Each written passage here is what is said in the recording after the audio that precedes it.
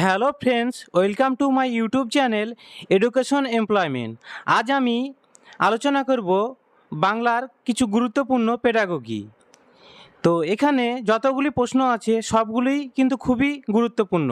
তো তোমরা প্রতিটি ভিডিও দেখো এবং প্রত্যেকটি প্রশ্নের উত্তর জানার চেষ্টা করো। তো দেখো, আজকের প্রথম প্রশ্ন, সব শিশুই সমান মেধার হয় না, তাই শিক্ষা হবে।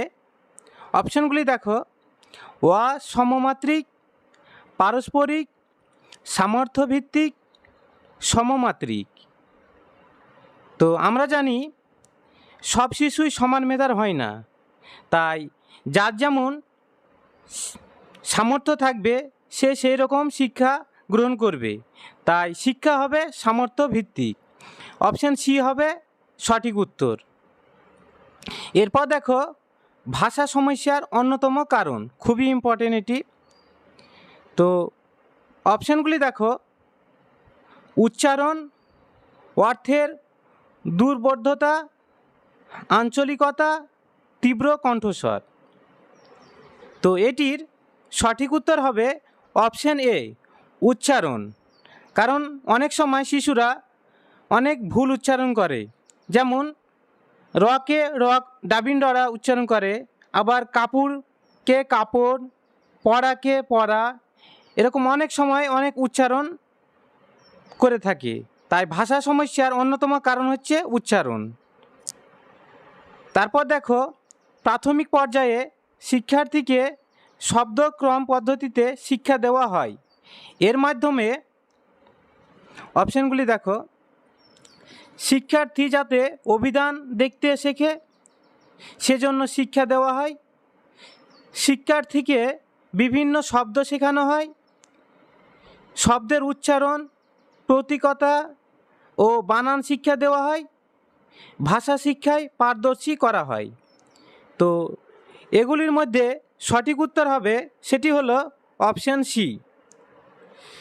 এখানে তোমাদের বলে রাখি শব্দানুক্রমিক পদ্ধতি কি। তো দেখো, মাতৃভাষা শিক্ষাদানের ক্ষেত্রে যে পদ্ধতিতে শিক্ষার্থীদের প্রথমে শব্দ চিনিয়ে উচ্চারণ বৈশিষ্ট্য জানিয়ে পরে শব্দটি ভেঙে বর্ণের অবস্থান বোঝানো হয়, সেটি হচ্ছে শব্দানুক্রমিক বা শব্দানুক্রম পদ্ধতি। এই পদ্ধতি ব্যবহারের সময় শিশুদের উপযোগী সহজ শব্দ সংগ্রহ করে বর্ণ কার্ড ব্যবহারের মাধ্যমে শিক্ষক বর্ণ শেখাতে পারেন, এতে কাজটা বেশ সহজ হয়। এরপর দেখো, বানান শিক্ষার ক্লাসে আপনি বিজ্ঞান ভিত্তিক চার্ট বানিয়ে নিয়ে গেলেন, এই চার্টটি কী ধরনের হবে? খুবই ইম্পর্টেন্ট। তো অপশানগুলি দেখো: শুধু সহজ বানানগুলোই চার্টে থাকবে, চার্টে সহজ থেকে কঠিন বানান সাজানো থাকবে, শুধু কঠিন বানানগুলোই চার্টে থাকবে। আর অপশান ডিতে রয়েছে শুধু যুক্ত অক্ষর বানানগুলো চার্টে থাকবে। তো তার আগে তোমাদের বলি, আমার চ্যানেলে যারা নতুন তারা অবশ্যই আমার চ্যানেলটিকে সাবস্ক্রাইব করে দিবে, কারণ আমার চ্যানেলে যেসব পেডাগোগির প্রশ্ন উত্তরগুলো আলোচনা করা হয় সেগুলি খুবই ইম্পর্টেন্ট, এবারের টেটের জন্য কমনযোগ্য, তাই প্রতিটি ভিডিও তোমরা দেখার চেষ্টা করবে। তো এটির সঠিক উত্তর হবে অপশান বি, চার্টে সহজ থেকে কঠিন বানান সাজানো থাকবে। এরপর দেখো, চক, ডাস্টার, পাঠ্যপুস্তক, তারপর জিজ্ঞাসা চিহ্ন আছে। তো চকের সঙ্গে ডাস্টারের সম্পর্ক, তাহলে পাঠ্যপুস্তকের সঙ্গে সম্পর্ক দেখো অপশানগুলি। অপশান এতে রয়েছে পাঠ্যসূচি, বিতে রয়েছে পাঠ্যক্রম, সিতে রয়েছে খাতা, ডিতে রয়েছে পেন্সিল। তো পাঠ্যপুস্তকের সঙ্গে সম্পর্ক হবে পাঠ্যসূচির, অপশান এ হবে সঠিক উত্তর। এরপরে 6 নম্বর দেখো, ছড়ায় শিশু মনস্তত্ত্ব ভীষণভাবে কার্যকরী কারণ। দেখো অপশানগুলি: ছড়া আকৃতিতে ছোট বলে শিশুর কাছে আকর্ষণীয়, ছড়ার চিত্রধর্মিতা ও সঙ্গীতময়তা শিশুকে আকর্ষণীয় করে। অপশান সি, ছড়া রূপকথা ও জাদুধর্মিতা শিশুকে আকর্ষণ করে? অপশন ডি বি ও সি উভয়ই। তো ছড়ায় শিশু মনস্তত্ত্ব ভীষণভাবে কার্যকরী কারণ হচ্ছে অপশন ডি উত্তর হবে, কারণ বি আর সি এই দুটি হবে সঠিক উত্তর, তাই অপশন ডি হবে এটির সঠিক আনসার। এরপর দেখো কিন্ডারগার্টেন। তোমরা জানো কিন্ডারগার্টেন এটির প্রবর্তক হচ্ছেন ফ্রয়েবেল। তো কিন্ডারগার্টেন শিক্ষা পদ্ধতিতে ফ্রয়েবেল ভাষা শিক্ষার ওপর গুরুত্ব আরোপ করেছেন। কারণ দেখো অপশন এতে রয়েছে ভাষার মাধ্যমে শিশু বস্তু জগতের সঙ্গে পরিচিত হয়। ভাষা হলো সাংকেতিক বা সাংকেতিক ভাব যার মাধ্যমে শিশু নিজেকে বিশ্বসত্তার সঙ্গে একীভূত করে। অপশন সি ভাষার মাধ্যমে শিশু প্রকৃতির সঙ্গে পরিচিত হয়। অপশন ডি ভাষার মাধ্যমে শিশু আপন মনোজগতের সঙ্গে পরিচিত হয়। তো এটির সঠিক উত্তর হবে সেটি হলো অপশন বি। ভাষা হলো সাংকেতিক ভাব যার মাধ্যমে শিশু নিজেকে বিশ্বসত্তার সঙ্গে একীভূত করে। এরপরে দেখো আইপিএ। তো তোমাদের এখানে আমি বলে রাখি আইপিএ এর ফুল ফর্ম পরীক্ষায় আসতে পারে। তো আইপিএ এর ফুল ফর্ম হচ্ছে ইন্টারন্যাশনাল ফোনেটিক অ্যালফাবেট। ভালোভাবে তোমরা মনে রাখবে। তো এখানে যে প্রশ্ন করা হয়েছে আইপিএ তে তোয়া এর বর্ণরূপ দেখো অপশানগুলি, 4টি অপশান রয়েছে। তো এই 4টি অপশানের মধ্যে সঠিক উত্তর হবে অপশান এ টি। এরপরে দেখো বলা, শোনা, লেখা, তারপরে জিজ্ঞাসা চিহ্ন আছে। তো এরকম প্রশ্ন এর আগেও আমি একটি আলোচনা করেছি। তো দেখো অপশানগুলি পাঠ্যপুস্তক, খাতা, কলম, পড়া। তো আমরা জানি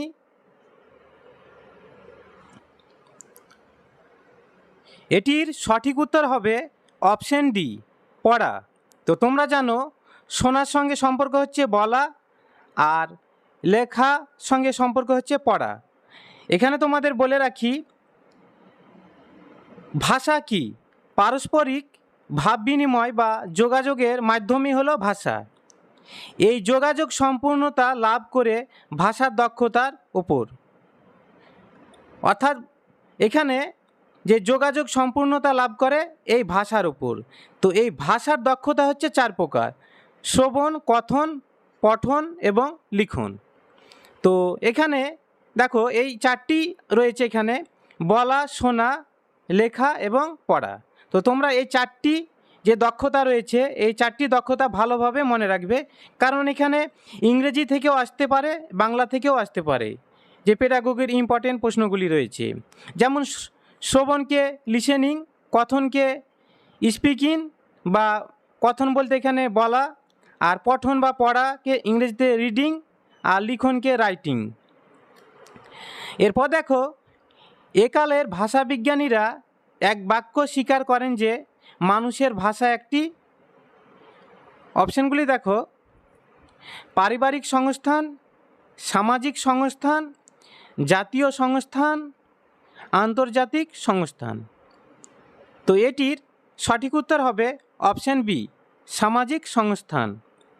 এরপরে দেখো খুবই ইম্পর্টেন্ট একটি প্রশ্ন, ভাষা হলো চিন্তার প্রতীক। তো এই অভিমত করেন কে? তো দেখো অপশানগুলি, অপশান এতে রয়েছে doctor Suniti Kumar Chattopadhyay, option B doctor Sukumar Sen, option C Max Muller, option D doctor Michael West. তো এটির সঠিক উত্তর কি হবে তোমরা আমাকে কমেন্ট বক্সে কমেন্ট করে জানাও। আমি প্রতি ভিডিওতে একটি করে তোমাদের প্রশ্ন দিয়ে থাকি এবং সেটি কমেন্ট বক্সে জানাতে বলি। তো এটিও তোমাদের থাকছে, তোমরা আমাকে কমেন্ট বক্সে কমেন্ট করে অবশ্যই জানাবে কি এটির সঠিক উত্তর কি হবে। এবং এই প্রশ্নটি খুবই ইম্পর্টেন্ট এবারে টেটের জন্য। এরপর দেখো যখন একটি ভাষা কোনো রকম অনুশীলন ছাড়াই শেখা যায় তাকে বলা হয়, দেখো অপশনগুলি, জ্ঞান শিক্ষা, যথার্থ ভাষা শিক্ষা, অনুশীলন শিক্ষা, প্রথম ভাষা শিক্ষা। তো আমরা অনেকেই জানি বা তোমরা অনেকেই জানো, যখন একটি ভাষা কোনো রকম অনুশীলন ছাড়াই শেখানো হয় সেটি হয় প্রথম ভাষা বা যেটি মাতৃভাষা বলে আমরা জানি। তো এটি সঠিক উত্তর হবে অপশান ডি, প্রথম ভাষা শিক্ষা। এরপরে দেখো, পশ্চিমবঙ্গে প্রাথমিক স্তরে ভাষা পড়তে হয়, অপশানগুলি দেখো, একটি, দুটি, তিনটি, একটিও নয়। তো পশ্চিমবঙ্গে প্রাথমিক স্তরে দুটি ভাষা শিখতে হয়, প্রথমটি হচ্ছে বাংলা এবং দ্বিতীয়টি হচ্ছে ইংরেজি। এরপর দেখো 14 নম্বর প্রশ্ন, মুখ বিবরের অবস্থান অনুযায়ী হ্রস্বই এটি কী ধরনের স্বরধ্বনি? তো দেখো 4টি অপশান রয়েছে। তো এই 4টি অপশানের মধ্যে সঠিক উত্তর হবে অপশান এ, সংবৃত স্বরধ্বনি।